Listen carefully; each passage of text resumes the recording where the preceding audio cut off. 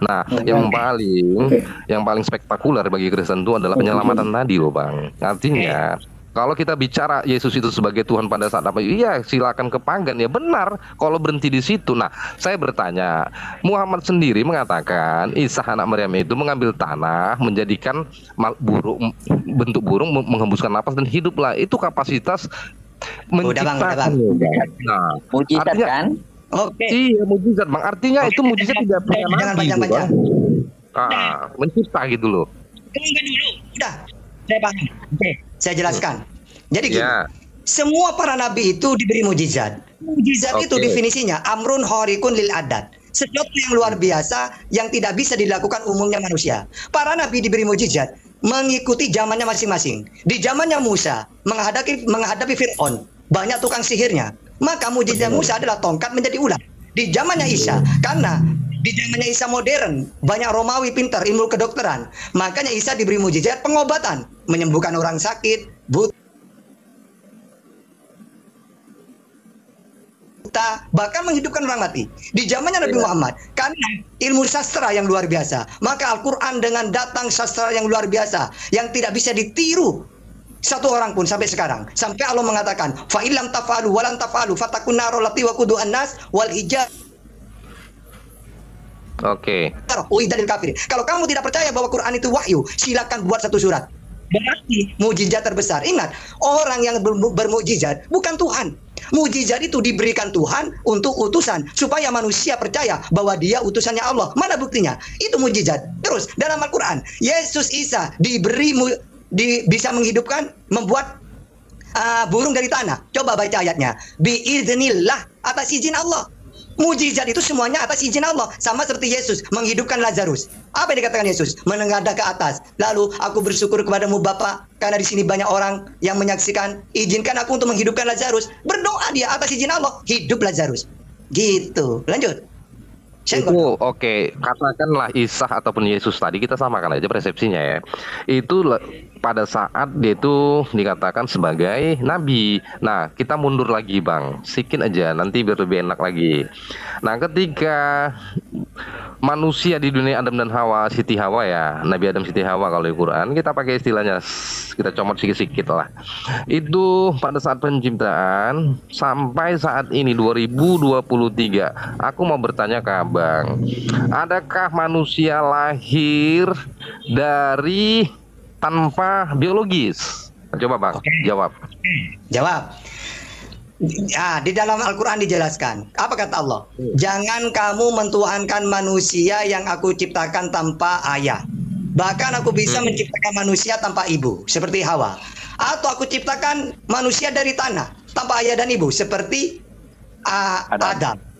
Walina ja'alahu ayatan linnas, sebagai tanda bahwa aku kuasa menciptakan manusia dengan 4 cara. Tanpa ayah dan ibu, tanpa ayah, atau dari ayah dan ibu. Bahkan kalian semua akan hancur tulang-tulangnya. Lalu aku bangkitkan bersamaan di mahsyar. Ting, bangkit semuanya. Apakah tidak susah? Coba, ya, lebih susah membuat berarti ada dari artinya kalam ya, firman ya, kalam Allah gitu kan Bang ya. Bener nggak Bang? Kita sepakat tuh kan? Dari kalam. Yakullahu kun fayakun, yaitu. Ya, setelah tutup Bang, ntar Bang, itu udah sampai yang Abang sampaikan itu sampai. Maksud saya begini Bang, itu tadi dari kelahiran, berarti ada di sana itu Adam dan Hawa dan juga Isa kan, Yesus kan dari kalam Allah kan. Oke, itu ada 3. Ya, kita katakan 3 lah. Nah, sekarang pertanyaannya yang kedua, apakah manusia itu tutup usia semuanya Bang setelah Adam dan Hawa? Adam juga tutup usia nggak? Hawa dan seterusnya sampai manusia apakah tutup usia gitu pertanyaannya? Kullu nafsin sa'iqatul maut. Tunggu Bang. Biar saya. Jadi gini, semua manusia itu kullu nafsin da'iqatul maut. Setiap yang bernyawa pasti akan mengalami kematian. Adam sampai semuanya, bahkan Yesus sendiri, karena dia sekarang diangkat. Kenapa kok dia harus turun lagi? Karena dia belum mati. Nanti matinya dia di dalam hadis 7 tahun dia ada di dunia lalu meninggal. Dia dikuburkan. Lalu nanti bangkit lagi semuanya manusia yang sudah mati ini. Baik Yesus, saya, semua manusia akan mati.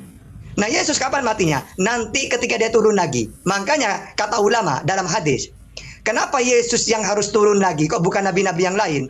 Karena Yesus belum meninggal, diangkat oleh Allah.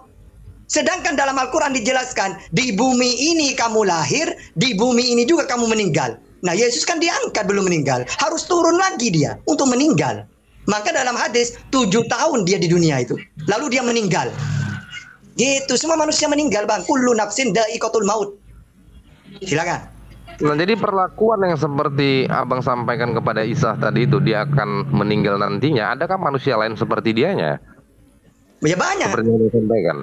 Manusia itu akan melakukan 3 fase. Fase kelahiran, lahir, hidup dia. Terus fase kedua kematian, mati dia. Fase ketiga bangkit di mahsyar semuanya. Yesus pernah lahir dia. Lalu dia diangkat oleh Allah, kan belum meninggal. Nanti dia turun lagi mati, fase kedua. Lalu dibangkitkan lagi di mahsyar, fase ketiga. Sama Bang dengan saya, Bang. Jadi Bang, kalau masalah kematian Yesus itu dia kekal. Karena dia itu Allah sendiri. Jadi dari kelahiran saja sudah berbeda. Dan dia dari sisi mujizat pun dia berbeda. Kematian juga berbeda. Nggak ada manusia seperti dia. Gitu. Mujizat itu tergantung di zamannya masing-masing. Walaupun coba di zamannya Nabi Yusuf, apa mujizatnya Yusuf? Mimpi. Karena saat itu yang ngetren takbir mimpi. Takbir mimpi yang ngetren. Makanya Yusuf diberi mujizat bisa menafsirkan mimpi. Di zamannya Musa karena menghadapi tukang sihir, maka mujizatnya tongkat menjadi ular, dimakan semua tongkatnya penyihir itu. Di zamannya Yesus, apa zamannya? Pengobatan.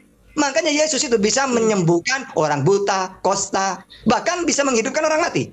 Karena saat itu yang ngetren adalah pertobiban, ilmu kedokteran saat itu.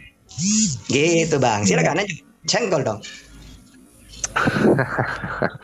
Jadi Bang, kalau dia sampai di situ juga Abang sudah paham sebenarnya Isa itu gitu. Nah, kalau dikatakan itu ada fase kematian ada 3, itu sangat sulit untuk dibuktikan Bang ya. Maksudnya dalam artian dalam suatu keterangan suatu kematian ada 3 kali, rasanya itu sudah crash gitu, tabrakan dengan yang lainnya, ayat-ayat lainnya gitu. Nah oke lah kalau paham Abang kesana itu silakan aja, saya juga nggak nyalakan. Nah, saya sedikit kasih komparasi. Kenapa Kristen itu mengatakan Yesus Tuhan? Di Al-Quran dia itu gitu Bang, dia sampai dimensi-dimensi juga dia tunjukkan seperti itu juga lah manusia nanti akan itu. Ketika juga itu salah satu pengajaran. Dia sampai dari dimensi surga, lahir bagi manusia, dan dia masuk ke dimensi kematian 3 hari 3 malam. Apa artinya? Dan dia kembali di Bukit Zaitun disaksikan ratusan orang, dan kepala mata sendiri dia terangkat, Rohku lah menemani kalian semua, katanya gitu. Jadi dia bukan sosok manusia seperti yang kita lihat seorang nabi kah? Ya, jadi bisa dikatakan nabi gitu. Nah, jadi Kristen tuh masih banyak sih sebenarnya mau saya sampaikan, tapi ya mungkin kita nggak mungkin ya bahas sampai berapa menit gitu ya kan Bang. Silakan kamu tunjukkan, nanti saya bantah pakai Bible nanti. Saya tidak akan membantah pakai Quran. Saya akan bantah pakai kitabmu sendiri. Gini loh Bang, hanya kerjaan sia-sia aja kita kalau kita bantah dengan Alkitab sendiri Bang. Karena kalau Alkitab itu sendiri secara keimanan ya, di samping logika dan keimanan itu udah kelar, nggak usah dibahas lagi gitu. Ketika ada orang membahas itu adalah kesalahan ya, kita geli gitu loh Bang. Itu aja tinggal. Nah itu hanya slop aja lah, nggak masuk gitu. Kalau Bible itu sebenarnya sudah hot gitu loh. Maunya kita pakai Quran. Gitu. Nah, saya nggak bahas Quran, saya nggak mau. Silakan dengan. Saya rasa Nabi itu juga menyampaikan kepada ada yang abad ke-7 itu yang kayaknya tidak genap. Karena ada hal-hal yang menyatakan Isa itu lebih daripada Nabi yang saya lihat. Tapi kalau kita nanti ke sana kita debat, nggak enak ya. Akhirnya nggak ketemu kan manfaat gitu loh.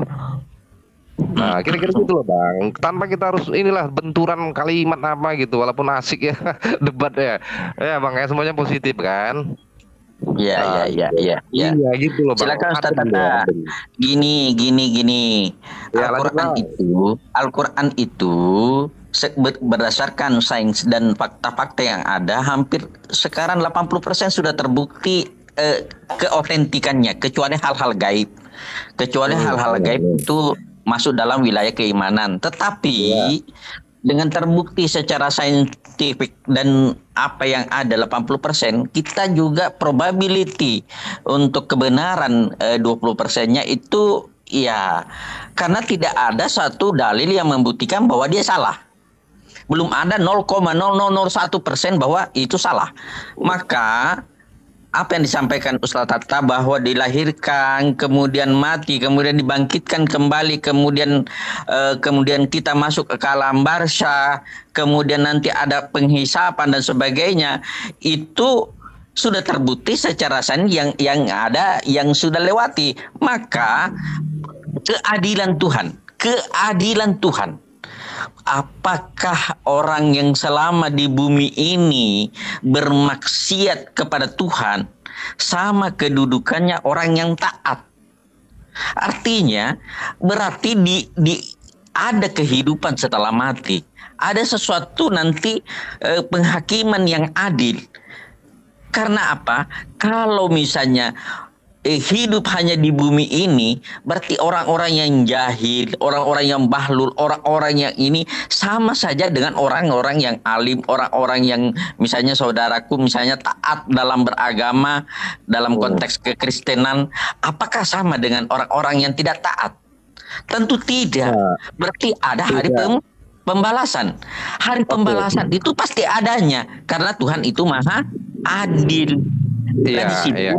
Disitulah persepsinya nanti dalam konteks keimanan kami, dalam konteks keimanan Islam dan keimanan Kristiani, tentu di sana ada hari penghakiman, ya kan? Ada sama. Terus enak. Penghakiman itu dalam konsep Islam, kenapa Ustaz turun? Aduh, kenapa Ustaz turun? Nah, mungkin mau salat dulu. Mungkin mau salat. Begitu saudaraku. Jadi nanti ada penghakiman. Penghakiman itu yang pertama adalah iman. Nah, kalau iman salah, ya konteks Islam ya, iman salah maka semua ke bawah akan salah. Tapi kalau iman sudah benar, berarti kita sudah pegang satu kunci. Kunci itu apakah nanti terpakai lama atau cepat tergantung dari amal perbuatan. Tetapi kunci utama dalam konsep Islam adalah iman. Kalau iman salah, maka kuncinya Anda pegang tetapi mungkin lama baru dipakai. Tapi kalau kuncinya sudah benar, imannya sudah benar dan diikuti wa amilus sholihat. Jadi ada 4 ya. Yang pertama, illallazina amanu, imannya sudah benar. Kedua, wa amilus sholihat, melakukan kebaikan. Wa tawasau bil haq, kemudian saling mengingatkan tentang kebenaran. Wa tawasau bis sabar, saling mengingatkan tentang kesabaran. 4 kunci ini yang dijadikan pondasi dalam kehidupan ini. Yang pertama memang harus iman. Iman itulah yang harus kita samakan persepsi. Iman kepada siapa? Tentu iman kepada Tuhan yang Maha Pencipta alam semesta ini. Itulah yang harus kita ada kesepakatan, saudaraku. Bagaimana ada kesepakatan di situ. Di situ kuncinya. Sedikit bertanya tentang yang kamu sampaikan di 4 poin tadi. Di situ saya tadi ada dengar keimanan. Iman itu ya imannya kemana gitu kan, arah yang benar kan. Nah sekarang aku mau bertanya Bang, bukan bertanya, menjelaskan, nanti bertanya sebentar aja nih. Ketika kebudayaan-kebudayaan di negara kita sendiri Indonesia, mereka juga beriman kepada yang dikatakannya itu adalah Tuhan gitu. Nah tetapi dia di pepohonan lah, bebatuan gitu. Nggak ngerti lah begitu ya. Cuman yang kita dengar seperti itu.